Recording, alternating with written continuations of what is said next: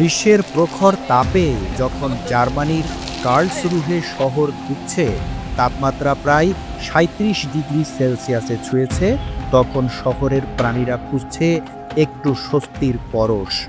আর সেই স্বস্তির যোগান দিয়েছেন চিড়িয়াখানার কেয়ারটেকাররাই। বরফে মোড়া উপহার, ঠান্ডা পানির ঝর্ণা আর ঘন ছায়ার বিশ্রামে যেন প্রাণ পেয়েছে প্রাণীরা। বরফের দেশের বাসিন্দা হলেও আধুনিক জার্মানির গরমে দিব্যি মানিয়ে নিয়েছে পোলার বিয়াররা। বিশাল পুলের ঠান্ডা পানিতে ঝাঁপিয়ে পড়ছে তারা, কখনো আবার খেলছে ভাসমান বরফের ব্লকে লুকিয়ে রাখা খাবারের সঙ্গে। এই ব্লকগুলো শুধু খাবারই নয়, ওদের জন্য এক ধরনের খেলাও। খাবার খুঁজে পেতে চাইলে চাটতে হবে, খেলা দিতে হবে, কখনো আবার ডুব দিতে হবে। পোলার বিয়াররা ঘাম ছাড়ে না, তবে গরমেও তারা ভালোভাবে মানিয়ে নিতে পারে। তাদের কাছে সবসময় ঠান্ডা পানিতে যাওয়ার সুযোগ থাকতে হয়। আমাদের পুলগুলোয় গভীর ও অগভীর জায়গা আছে। পানি আসে ভূগর্ভস্থ ঠান্ডা উৎস থেকে। চাইলে তারা ছায়ায় কিংবা ইনডোর ঘরেও যেতে পারে, যেটা বাইরের চেয়ে প্রায় ১৫ ডিগ্রি ঠান্ডা। তবে বেশিরভাগ সময় ওরা বাইরে থাকতে পছন্দ করে। এই দৃশ্য দেখতে জড়ো হয়েছে বহু দর্শক। শিশুরা হাততালি দিচ্ছে, বড়রা মোবাইল ক্যামেরায় বন্দি করছে বরফে মেতে ওঠা ভাল্লুকদের মুহূর্ত।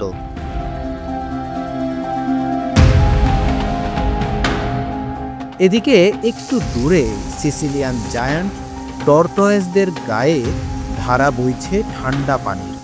চিড়িয়াখানার কিপার তাদের গায়ে পানি ছিটিয়ে দিচ্ছেন।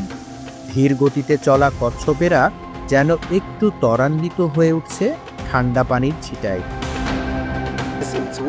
চিড়িয়াখানার সবকিছু এমনভাবে ডিজাইন করা হয়েছে যাতে প্রতিটি প্রাণী নিজের মতো করে ঠান্ডা খুঁজে নিতে পারে। অনেক প্রাণী পানির ধারে থাকতে পছন্দ করে, তাই আমরা পর্যাপ্ত পানি, ছায়া এবং খোলামেলা জায়গা রাখি।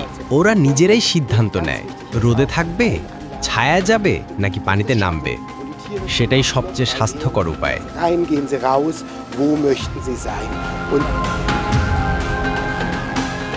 পানির ছাটে পাখা মেলে দাঁড়িয়ে আছে ইমু পাখিরা, চোখে মুখে তৃপ্তির ছায়া। যেন প্রাকৃতিক বৃষ্টিতে মনের আনন্দে ভিজছে মরুভূমির অতিথিরা।